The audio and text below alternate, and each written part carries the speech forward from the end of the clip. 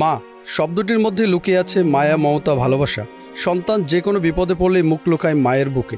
সে মা নিজ হাতে বালিশ চাপায় হত্যা করেছে ৮ বছরের শিশু সাইম বাবুকে। ঘুমন্ত শিশু সাইমের বুকের উপর বসে ৫ মিনিট মুখে বালিশ চেপে রেখেছিলেন মা রেশমা খাতুন। শ্বাসবদ্ধ হয়ে যখন নিস্তেজ হয়ে পড়ে সাইমের নিথর দেহ, তখনই তাকে ছেড়ে দেয় মা রেশমা খাতুন। এরপর স্বাভাবিক মৃত্যু সাজাতে নিজেই প্রতিবেশীদের ডাকাটাকি শুরু করেন মা রেশমা খাতুন। জানান তার ছেলে ঘুম থেকে আর উঠছে না। সন্দেহ হয় প্রতিবেশীদের, ঘরে গিয়ে দেখেন সাইমের মরদেহ পড়ে আছে বিছানায়। আমাকে ডাকে বলে সাইম কথা বলে না, ঘুমাইছে। তা আমি তখন বললাম যে ঘুমানা ছিল, আবার কোনোদিন কথা বলে কিছু হয়েছে, জ্বর হয়েছে না, তা কিছু হয় না, ঘুমা। তো কোথাও না, আমি লারে সারে দেখছি ছেলে কথা বলে না বলে আমার রুমতি কান্না করে। তখন আমি আবার দৌড়ে আইছি যে কি ব্যাপার দেখি। তো আমি আসে দেখি যে ছেলের গাও ঠান্ডা, ঠোঁটটা কালো হয়েছে। আমি আবার সাথে সাথে নাড়ে সারে দেখছি লেশ ফেসা আসলো, তখন শক্ত হয় নাই। খবর দেওয়া হয় পুলিশকে। পুলিশের জিজ্ঞাসাবাদে সন্তানকে হত্যার বর্ণনা দেন মা রেশমা খাতুন। পুলিশ আসার পর জেরাজারি করার পর ওই মহিলা স্বীকার খাচ্ছে যে হ্যাঁ আমি বালিশ ঠাসা দিয়ে মারিছি। ওই বাসায় থাকা সিসিটিভি ফুটেজে দেখা যায় মাদ্রাসা থেকে বেলা 11:30টার দিকে শিশু সাইমকে নিয়ে বাসায় আসেন মা রেশমা খাতুন। এরপর দুপুর 2টার দিকে তার ঘরের জ্বালানা দিয়ে বারবার উকিঝুঁকি মারতে তাকে দেখা যায়। ঘরের বাইরেও বের হয়েছেন একাধিকবার। ওই সময় ঘুমন্ত সাইমকে খুন করেছেন তিনি। কিন্তু কেন হত্যা করা হলো 8 বছরের শিশু সাইমকে? হাজব্যান্ড ওয়াইফের মধ্যে এমন কোনো ঝগড়া দেখিনি, তবে মেয়ের প্রবলেম ছিল যে ছেলেটা তার বাবার সাথে ঘুমায়, এটা ছিল তার বড় জিদ। আর ওই জিদটারে করেই হয়তো বাচ্চাটা মারা ফেলছে। সাইমকে তার বাবা অনেক বেশি ভালোবাসত। রাতে ঘুমানোর সময়ও শিশু সাইম তার বাবাকে জড়িয়ে ঘুমাতেন। এটাই মেনে নিতে পারেননি মা রেশমা বেগম। স্বামীর ভালোবাসা এককভাবে পেতেই তিনি সাইমকে হত্যা করেছেন বলে পুলিশের জিজ্ঞাসাবাদে জানিয়েছেন। আমার কাছে ফোন দিছে, ফোন দেওয়ার পরে বলতেছে তাড়াতাড়ি বাসায় আসেন, সমস্যা আছে। আমি কোনো গাড়িটা পার্কিং করেছি, আমি চলে আসছি বাড়িতে দৌড়ায়। আসার পর দেখি আমার বাচ্চারে মানে উত্তর দক্ষিণ করে শোয়া রাখছে।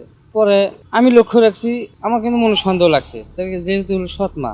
গলাটাতে আমি লক্ষ্য রাখছি, গলাটাতে একটু দাগ দাগ ভাব।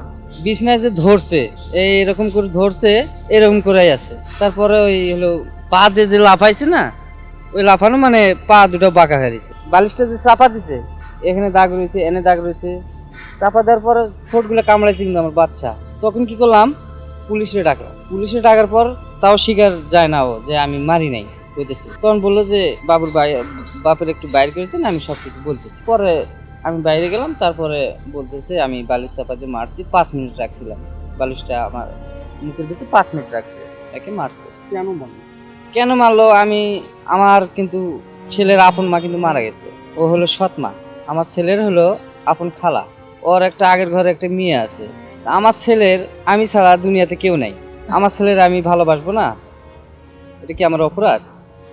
ছেলে আমার কাছে আসে, লাভ দিয়ে আসে, আমার গলা ধরে, আমার লগে শুয়ে থাকে, এটা ওর পছন্দ না। মাদ্রাসায় পড়ে বাচ্চাটা, কেবল 8-10 দিন ধরে যাওয়া শুরু করছে।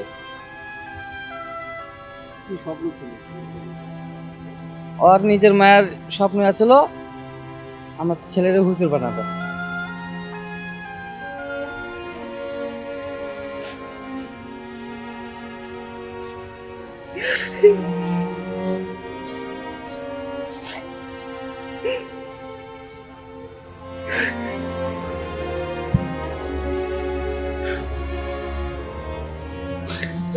কি হুজুর হয়ে গেল।